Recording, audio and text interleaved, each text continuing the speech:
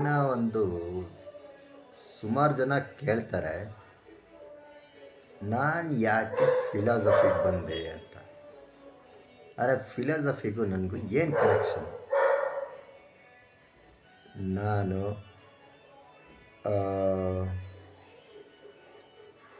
High school ಹಾಂ high school ಮುಗಿಯೋ time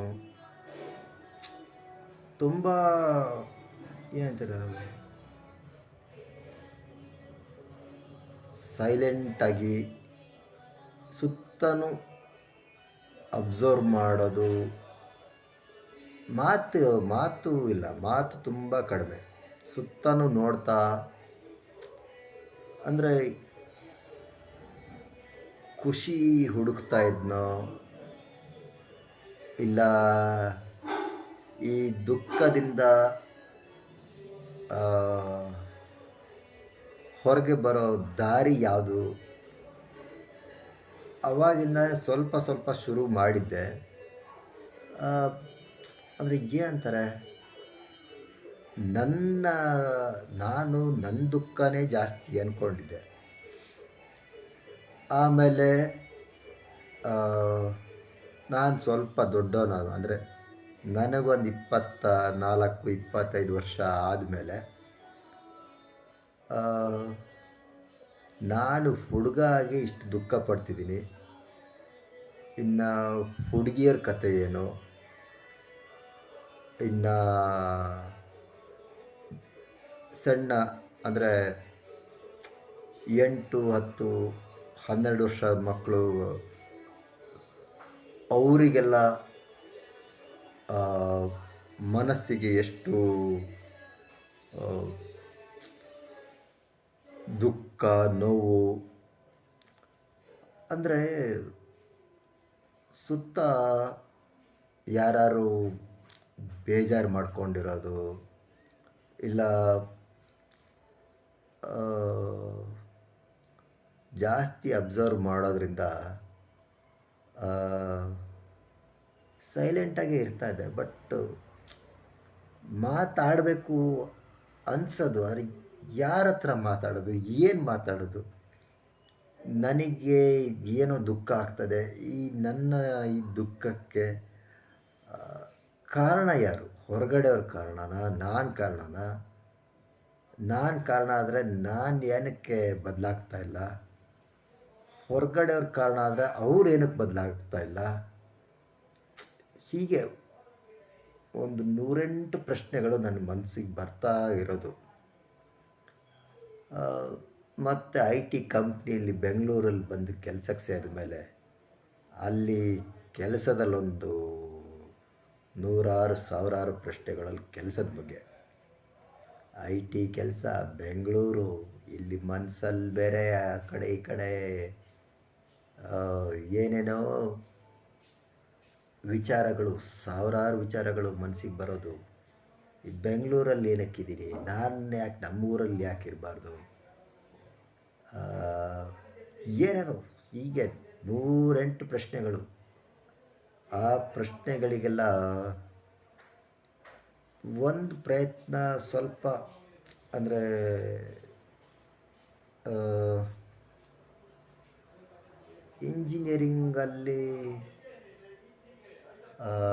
ಇಂಜಿನಿಯರಿಂಗಲ್ಲ ಅಂತಲ್ಲ, engineering ಮುಗಿದು ಇಲ್ಲಿ ಬೆಂಗಳೂರಿಗೆ ಬಂದು ಆ ಗ್ಯಾಪಲ್ಲಿ ಇನ್ನೂ ಜಾಸ್ತಿ ಕ್ವಶ್ಚನ್ಗಳು. ಕೆಲಸ ಸಿಕ್ಕಿದ್ರೆ ಹೆಂಗೆ, ಕೆಲಸ ಸಿಗಲಿಲ್ಲ ಅಂದರೆ ಹೆಂಗೆ ಜೀವನ? ತುಂಬ ಕ್ವಶ್ಚನ್ಗಳ. ಯಾರಿಗೆ ಕೇಳೋದು? ನಾನು ಕೇಳೋ ಕ್ವಶ್ಚನ್ಗಳಿಗೆ ಉತ್ತರ ಕೊಡೋರು ಯಾರು? ಉತ್ತರ ಕೊಡೋರು ಬೇಕಲ್ಲ. ನನಗೆ ಉತ್ತರ ಕೊಡೋರು ಸಿಗ್ತಾಯಿಲ್ಲ. ಕ್ವಶ್ಚನ್ಗಳು ದಿನ ದಿನ ಜಾಸ್ತಿ ಆಗ್ತಾಯಿದೆ. ಹಾಗೆಲ್ಲ ಆಗಿಬಿಟ್ಟು ಇನ್ನೂ ಜಾಸ್ತಿ ಕ್ವಶ್ಚನ್ಗಳಾಗಿದ್ದು ಮನಸ್ಸಿಗೆ ಮದುವೆಗೆ ಹುಡುಗಿಯನ್ನು ಹುಡ್ಕೋ ಟೈಮಲ್ಲಿ ನನಗೆ ಇಷ್ಟೊಂದು ಕ್ವಶ್ಚನ್ಗಳಿದ್ದಾವೆ. ಇನ್ನು ಹುಡುಗಿಗೆ ಇನ್ನೆಷ್ಟು ಕ್ವಶ್ಚನ್ಗಳಿರುತ್ತೋ, ಅವಳು ಬಂದು ನನ್ನ ತಲೆ ತಿಂದು, ನಾನು ಅವಳ ತಲೆ ತಿಂದು, ಯಪ್ಪ ಯಾವ ಕ್ವಶನ್ಗಳು ಕಡಿಮೆ ಹೇಗೆ ಮಾಡ್ಕೊಳೋದು ಅದು ಬ್ಯಾಕ್ಗ್ರೌಂಡಲ್ಲಿ ಅದು ಯಾವಾಗಲೂ ಇತ್ತು.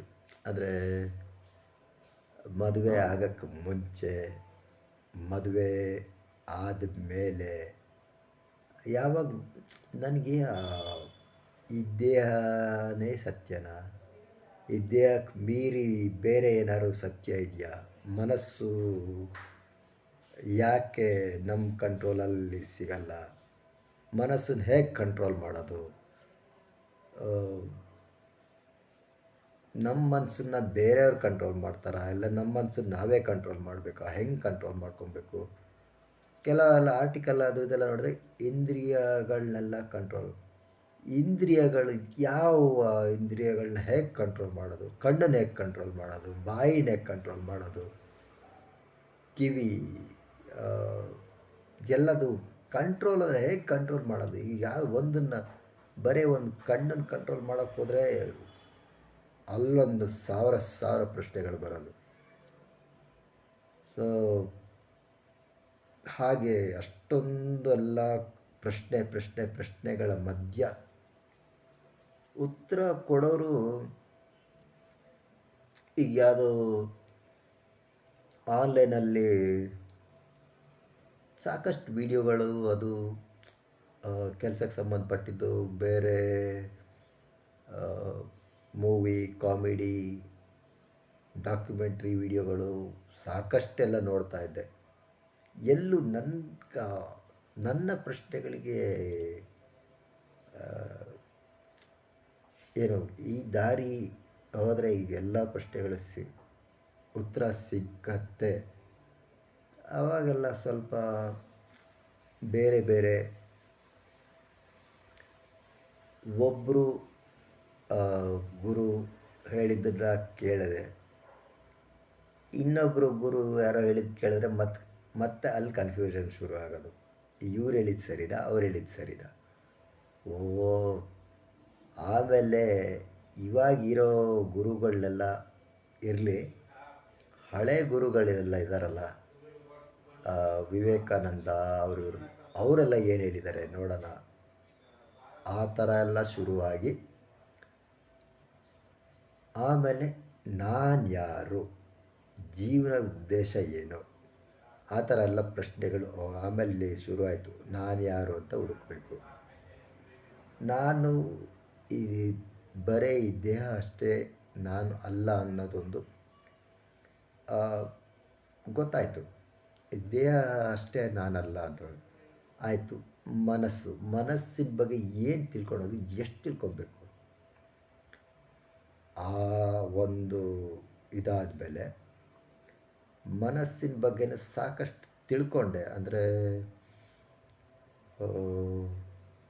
ಮೆಡಿಟೇಷನ್ನು ಅದು ಎಲ್ಲ ಅದೇ ಹಿಂದಿನ ವೀಡಿಯೋಗಳೆಲ್ಲ ಹೇಳಿದ್ದೀನಿ. ಒಂದು 6-7 ವರ್ಷ ಮೇಲಾಯಿತು. ಅಂದರೆ ಈ ಲಾಕ್ಡೌನ್ ಟೈಮಲ್ಲೆಲ್ಲ ಸ್ವಲ್ಪ ಜಾಸ್ತಿ ಅದೆಲ್ಲ ಮಾಡಿದೆ. ಆ ಮೆಡಿಟೇಷನ್ ಎಲ್ಲ ಮಾಡಿದ್ರ ಪ್ರಭಾವನೋ ಏನೋ, ಆ ಲಾಕ್ಡೌನ್ ಟೈಮಲ್ಲಿ ಒಂದಷ್ಟು ಜನ ಕೌನ್ಸಿಲಿಂಗು ಎಲ್ಲ ಮಾಡಿದೆ. ನನಗೆ ಕ್ವಶನ್ಗಳು ಇಷ್ಟಿದೆ, ಇನ್ನು ನಾನು ಕೌನ್ಸಿಲಿಂಗ್ ಮಾಡೋರು ನನಗೆ ಯಾವ ರೇಂಜಿಗೆ ಕ್ವಶನ್ಗಳು ಕೇಳಿದ್ರು ಅಂದರೆ, ನಾನು 1-2 ಪ್ರಶ್ನೆಗಳಿಗೆ ಉತ್ತರ ಕೊಡ್ತೀನಿ ಅಂತ ಇಟ್ಕೊಂಡು, 2 ಪ್ರಶ್ನೆಗಳಿಗೆ ಉತ್ತರ ಕೊಟ್ಟರೆ ಇನ್ನೂ ಒಂದು 20-30 ಪ್ರಶ್ನೆ ತಿರುಗಿಸಿ ಕೇಳೋರು. ಆಮೇಲೆ ಹಾಗೆ ಕೆಲವೊಂದು ಪ್ರಶ್ನೆಗಳಿಗೆ ಮೌನನೇ ಉತ್ತರ ಅನ್ನೋದು ಅಲ್ಲಿ ತನಕ ಅನುಭವ ಆಗಿರಲಿಲ್ಲ. ಆದರೆ ಸಂಬಂಧನೇ ಇಲ್ಲದೆ ಇರೋ ಪ್ರಶ್ನೆ ಕೇಳೋರು, ಅದನ್ನು ಆ ಪ್ರಶ್ನೆಗೆ ಉತ್ತರ ನಾನು ಕೊಡೋದಲ್ಲ, ನಾನು ಕೊಡೋ ಉತ್ತರದಿಂದ ಅವರು ಒಂದು ಅಭ್ಯಾಸ ಮಾಡಿ ಅವರೇ ತಿಳ್ಕೊಬೇಕು. ಅವರು ಆ ಒಂದು ಮೆಥಡ್ ಫಾಲೋ ಮಾಡಿ ಅವರ ಒಂದು ಅನುಭವದಿಂದ ಅವರು ಆ ಉತ್ತರನ ಪಡ್ಕೊಬೇಕು. ಅಂದರೆ ಆ ಥರ. ಸೊ ಆಮೇಲೆ ಶುರು ಮಾಡಿದೆ. ನಾನು ಹೇಳೋದನ್ನು ಫಸ್ಟು ಅವರೊಬ್ಬರು ಆ್ಯಕ್ಟಿವ್ ಲಿಸನರ್ ಆಗಿರಬೇಕು. ಆಮೇಲೆ ಅರ್ಥ ಮಾಡ್ಕೊಬೇಕು, ಮತ್ತೆ ಕೇಳಬೇಕು, ಮತ್ತೆ ಕೇಳಿ ಅರ್ಥ ಮಾಡ್ಕೊಬೇಕು. ಕೇಳಿ ಅರ್ಥ ಮಾಡ್ಕೊಂಡಿದ್ದನ್ನು ಅಭ್ಯಾಸ ಮಾಡಬೇಕು. ಆಮೇಲೆ ಟೈಮ್ ಆಗತ್ತೆ. ರಿಸಲ್ಟು ಮನಸ್ಸನ್ನು 25-30 ವರ್ಷ ಮನಸ್ಸಿನ ಬಗ್ಗೆ ಏನೂ ತಿಳ್ಕೊಂಡಿಲ್ಲ. ಇವಾಗ ಇನ್ಸ್ಟೆಂಟ್ ಮ್ಯಾಗಿ ನೂಡಲ್ಸ್ ಥರ 10 ನಿಮಿಷದಲ್ಲಿ ಇಲ್ಲ 1 ಗಂಟೆಯಲ್ಲಿ ಮನಸ್ಸಿನ ಬಗ್ಗೆ ಪೂರ್ತಿ ನಾನು ಹೇಳಿ, ಆದರೆ ನಾನು ಹೇಳ್ತೀನಿ, ಅವ್ರಿಗೆ ಆ ಒಂದು ಮಟ್ಟದ ಅನುಭವ ಆಗಿರಬೇಕಲ್ಲ ಕೇಳಿಸ್ಕೊಂಡು ಅರ್ಥ ಮಾಡ್ಕೊಳಕ್ಕೆ. ಅದಕ್ಕೆ ಎಲ್ಲ ಈಗ 150 ವೀಡಿಯೋಗಳು ಮಾಡಿದ್ದೀನಿ. ಅದನ್ನು ನೋಡಿ ಅರ್ಥ ಆಗಿ ಇನ್ನೂ ಪ್ರಶ್ನೆಗಳಿರುತ್ತೆ. ಅವರು ಮನಸ್ಸಿನ ಬಗ್ಗೆ ತಿಳ್ಕೊಳಕ್ಕೆ ಆಸಕ್ತಿ ಇರೋರು ಬಂದು ನನ್ನ ಕಾಂಟ್ಯಾಕ್ಟ್ ಮಾಡಿದ್ರೆ ನಾನು ಅವ್ರಿಗೆ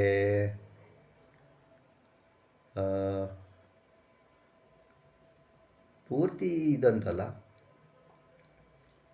ನಾನು ಎಲ್ಲಿ ತನಕ ತಿಳ್ಕೊಂಡಿದ್ದೀನಿ ಅದನ್ನು ಅವರಿಗೆ ಹೇಳಿ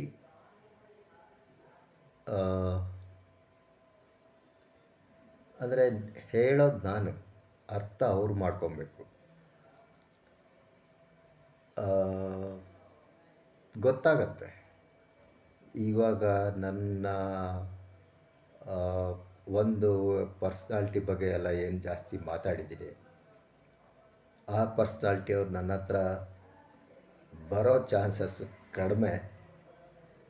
ಬಂದರೂ ನನಗೆ ಗೊತ್ತಾಗತ್ತೆ. ಅವ್ರು ಬಂದಾಗಲೇ ಗೊತ್ತಾಗತ್ತೆ ನನಗೆ, ಇವರು ಸುಮ್ಮನೆ ಏನೋ ಹೀಗೆ ಮಾತಾಡ್ಕೊಂಡು ಹೋಗಕ್ಕೆ ಬಂದಿದ್ದಾರೆ. ಎಷ್ಟು ಇಂಟ್ರೆಸ್ಟ್ ಇದೆ, ಎಷ್ಟು ಇಂಟ್ರೆಸ್ಟ್ ಇಲ್ಲ ನನಗೆ ಗೊತ್ತಾಗತ್ತೆ. ಅದು ನಾನು ಹೇಗೆ ತಿಳ್ಕೊಳ್ತೀನಿ ಅದಕ್ಕೆ ನನ್ನ ಅನುಭವ ಇದೆ.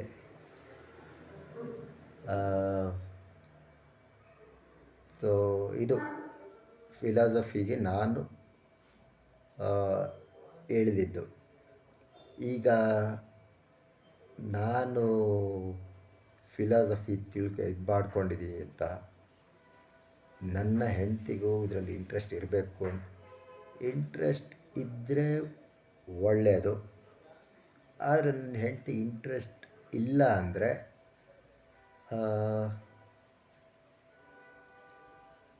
ಇದರಲ್ಲಿ ಏನಂತೀರ, ನಾನು ನನ್ನ ಬಗ್ಗೆ ತಿಳ್ಕೊಳೋದು, ನೀವು ನಿಮ್ಮ ಬಗ್ಗೆ, ನಿಮ್ಮ ಮನಸ್ಸಿನ ಬಗ್ಗೆ ತಿಳ್ಕೊಳೋಕ್ಕೆ ಬರೋದು. ಸೊ ಇದರಲ್ಲಿ ಒತ್ತಾಯ ಮಾಡೋಕ್ಕಾಗಲ್ಲ. ನಿಮಗೆ ಇಂಟ್ರೆಸ್ಟ್ ಇದ್ದು ಬಂದು ಕೇಳಿ ತಿಳ್ಕೊಬೇಕು. ಮನಸ್ಸಿನ ವಿಚಾರದಲ್ಲಿ ಒತ್ತಾಯ ಮಾಡಿದ್ರೆ ದೂರ ಹೋಗೋರೇ ಜಾಸ್ತಿ. ನನ್ನ ಎಲ್ಲ ವೀಡಿಯೋಗಳನ್ನು ನೋಡಿ ನಾನು ಹೇಳೋದು ನಿಮಗೆ ಇವು ಹೇಳೋದು